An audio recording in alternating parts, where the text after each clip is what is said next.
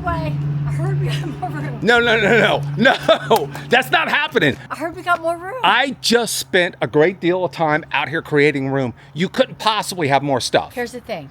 I think we need to run down to Walmart and grab a couple items. Oh, for the love of God. Let's do it.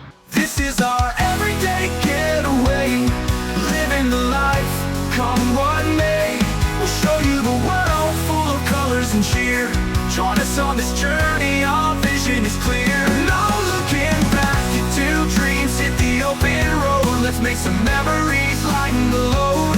This is our everyday getaway, living the life, come what may.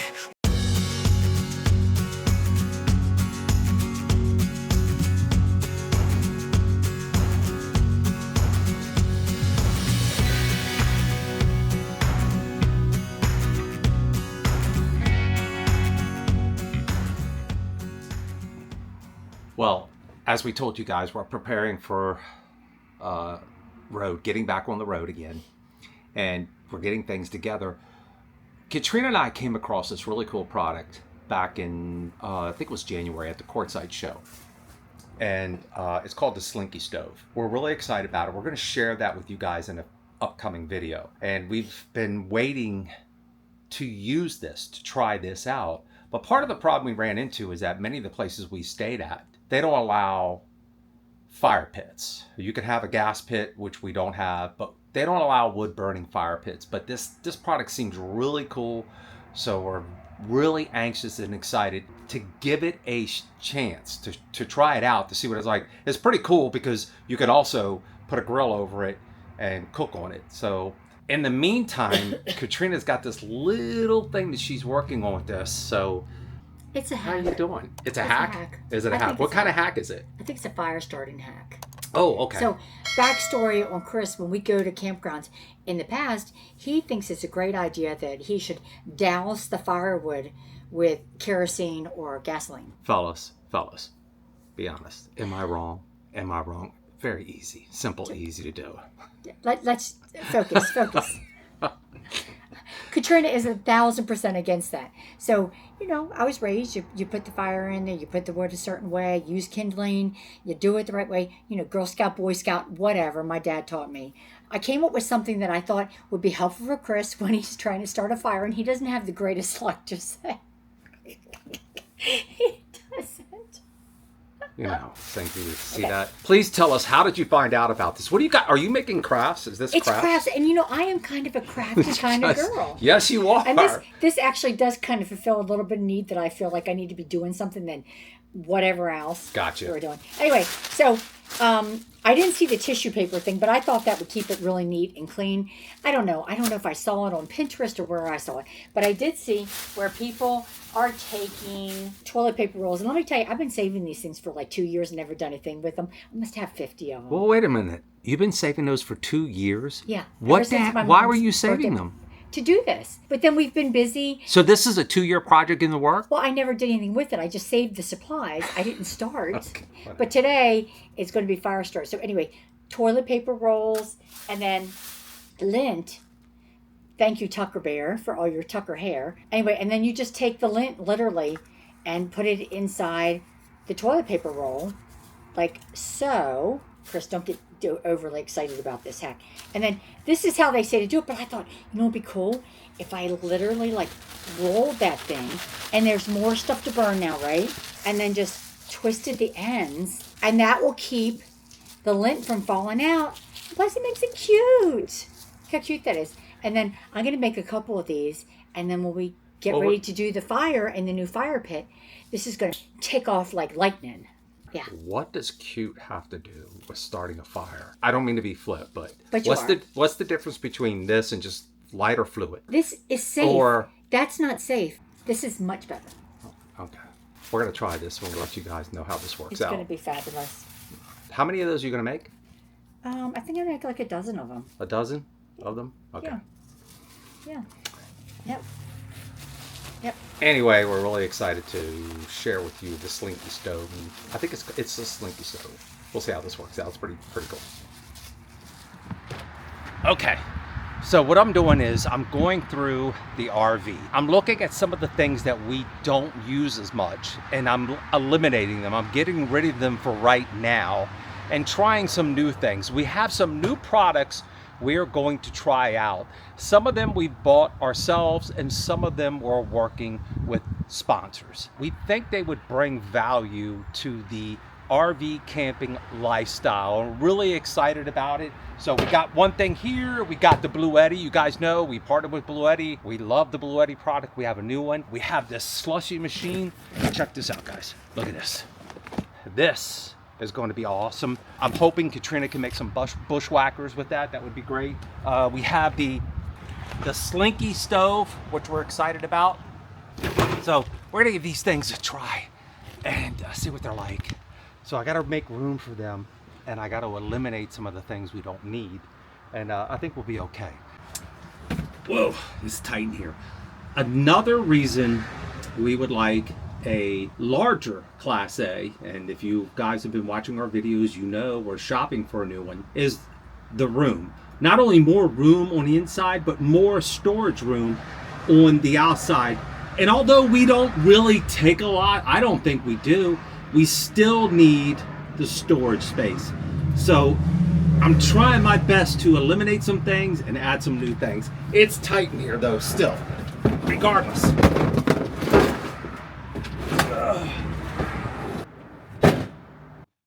I'm trying to go through these boxes of miscellaneous stuff that I have and to condense it. As a Class A diesel pusher owner, sometimes we do have to use blocks to level up the rig. And it really hasn't been a lot, as much as you may think. But what I do is I carry around, let me get them. I carry around different sizes of the pressure treated wood. These have worked great, but what is happening is these are breaking down and splitting over time, and that's going to happen. Another thing I have are these stacker blocks. See these stacker blocks here? Now, this is one of the very first things we bought. Of course, we bought them, and they're great. They're very helpful, useful, and I actually have had these going all the way back to our very first Class A gasser, the Wookiee wagon. I really don't use them that much, so I'm going to take a chance, and I'm going to leave them here.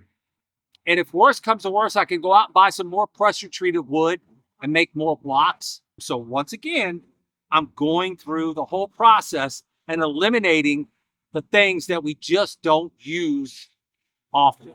Another thing I have, and I've had this since we've started RVing, I have all these different adapters. 50 to 30, 30 to 110, 50 to 110. Some people refer to them as dog bones.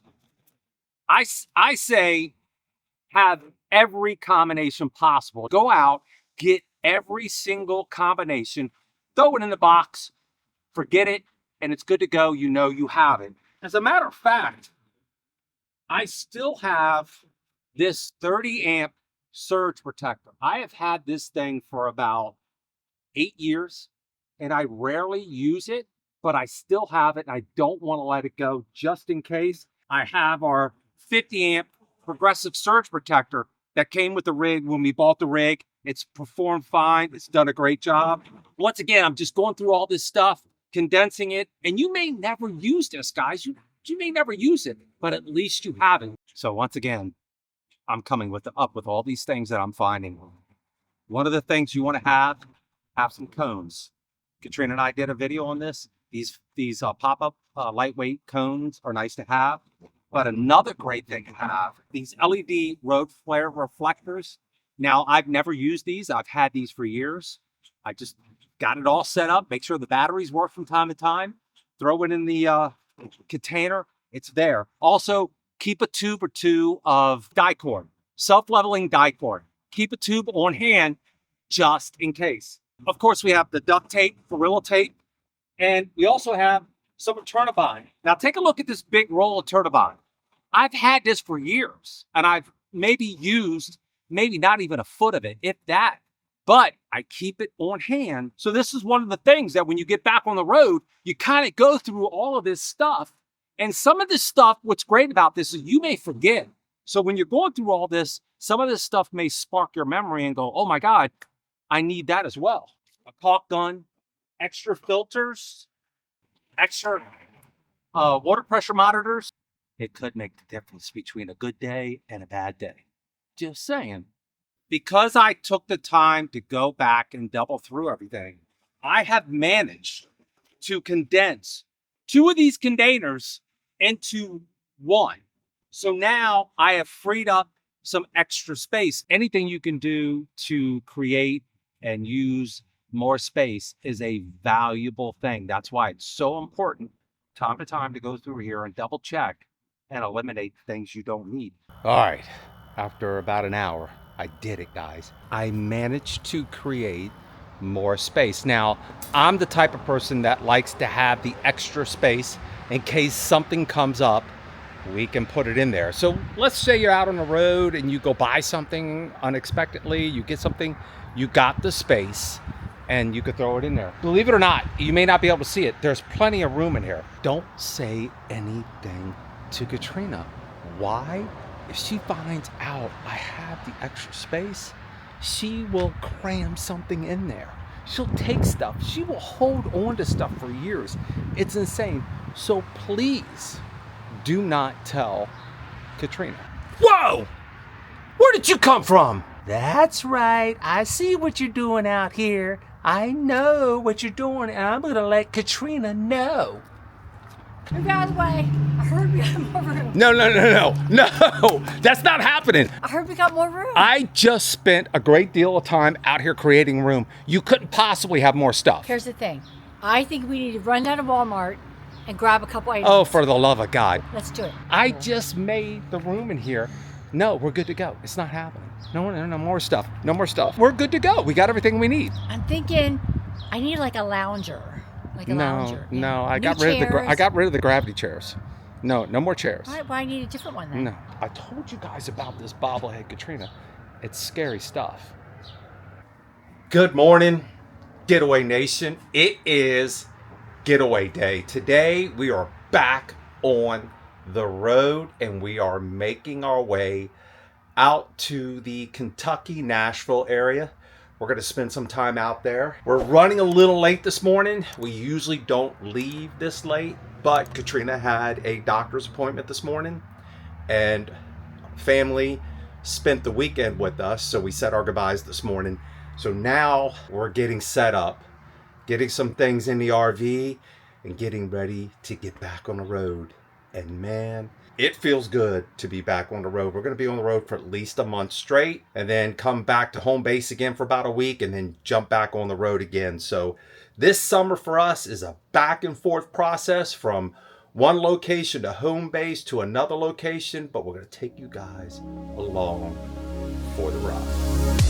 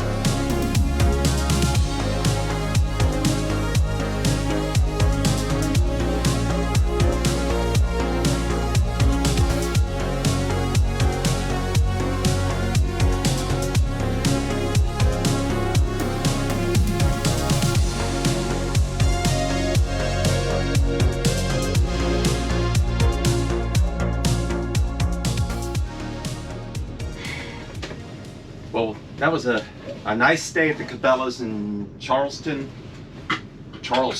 West Virginia. Not Charlestown, but Charleston, West Virginia. Yeah, it was very quiet. Very quiet, very convenient. Yeah. The RV space they had here was nice because it was long enough to park in it without disconnecting the tow, the Jeep. So that's always a good thing.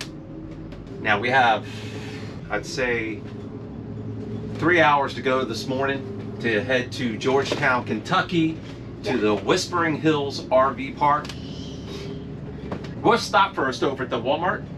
We're stopped at the Walmart because we need to get some things. We need a ton of stuff, but we need some stuff. Like, we don't have no butter, just regular staple items. But we're going to have to let you guys know about this Whispering Pines thing. Chris found out the other Whispering day. Hills. Oh, I'm sorry, Whispering Hills. Chris found out the other day that they're charging something that Turn left on Cross Terrace Boulevard. I've never heard of any other campground doing on overnight stays. So we will let you know about that, because Katrina and the budget are not very happy about this. But I think Cabela's doesn't get talked about enough. The same with Bass Pro. It's a great option to spend the night. And usually when we go to them, there's not hardly anyone there in RVs, so we have never had a problem finding a spot there. And there's usually plenty of room to Turn spread right at out. the stop sign.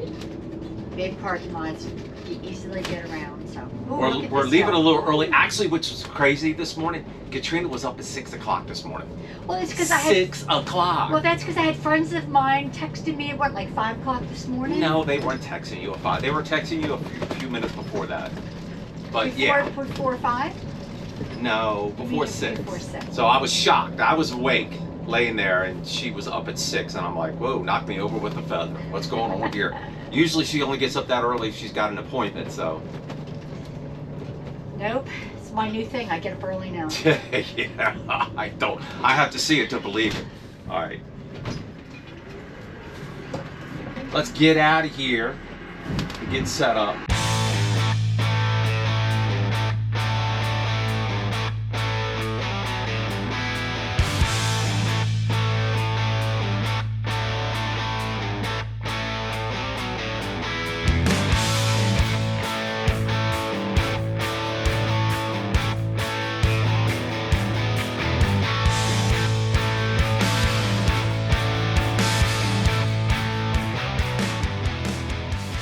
One of the things I like to do is use the Love's truck stops. I use them because of convenience.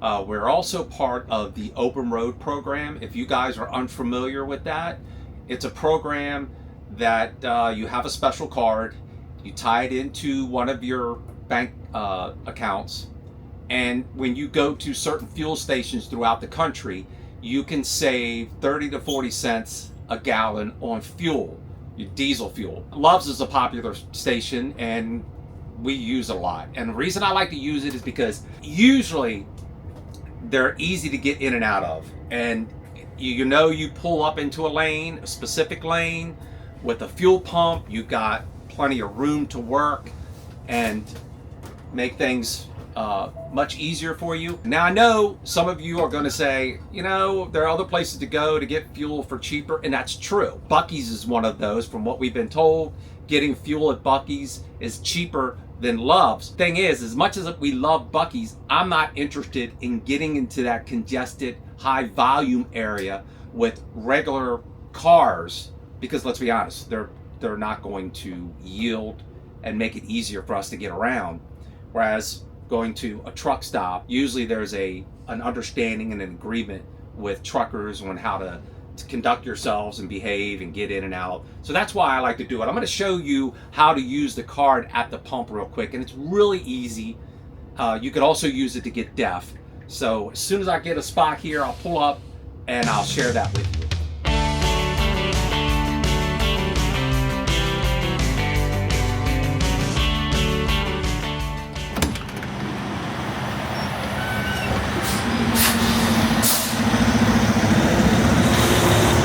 Sorry if it's a little noisy here, but I'll show you. I'll walk you through this on how to use the card. Open Roads is not sponsoring this video. We're not affiliated, related to them or anything like that. But we've had this card for many, many years. Once again, it's just so easy for us to use. And if you do it, you get everything set up, you never have to go inside. So what you're gonna do is you'll come over here to the screen. Hopefully you can see it. I'm gonna put the card in. It's going to ask you a few questions. Do I have a Love's Reward card? Skip. I should have one. I don't know why I don't have one. So I'm going to skip that. And then it's going to ask you diesel. Yes, I want some diesel. It's going to ask you for DEF. I don't need any DEF on this trip, so I'm just going to skip over it. If you need a def, you would push def. And then it's going to ask for your control number, which is a number you set up on your own. Any additional products? No. And then it'll ask you if you want a receipt. You could go in and get a receipt printed. I don't do it because they send you an email, so I'm going to hit no. All right, we are good to go. Now this is a high flow pump. Remember that. That's another thing about these truck stops is they are high flow, so they're going to fill up quick. But a problem I always have, and let me show you something.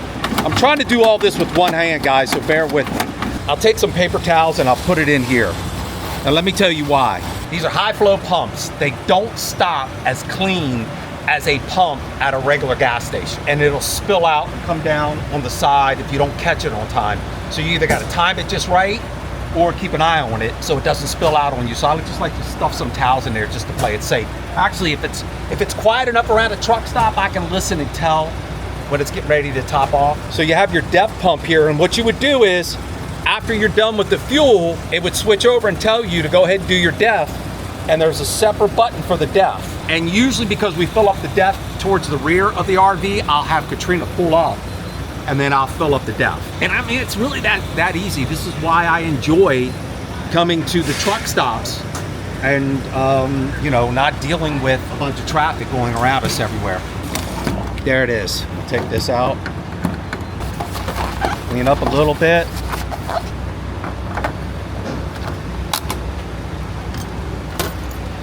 Now look, in case you guys are unfamiliar with the truck stop, how it works, usually what'll happen is as soon as you fill up, pull up, get out of the lane and pull up in front of you up here. And you can sit up there for a few minutes and do a few other things, maybe run to the bathroom, grab something to eat. You don't want to stay there too long because you don't want to tie up the next truck driver waiting, because when you come to a place like this, it's all about the truckers. The truckers come first. That's all there is to it, whether you like it or not. And if you don't want to deal with that, then just don't come here. If you do come here, understand the truckers come first. Yield to the truckers. So if there's someone behind you waiting, go ahead and pull up and get out of the way right here, just like this trucker did. And that way the next rig can come in and fill up. Now, I have to wait for him to pull out, which is fine. I'll wait a few minutes. It'll give me a chance to clean the windshield.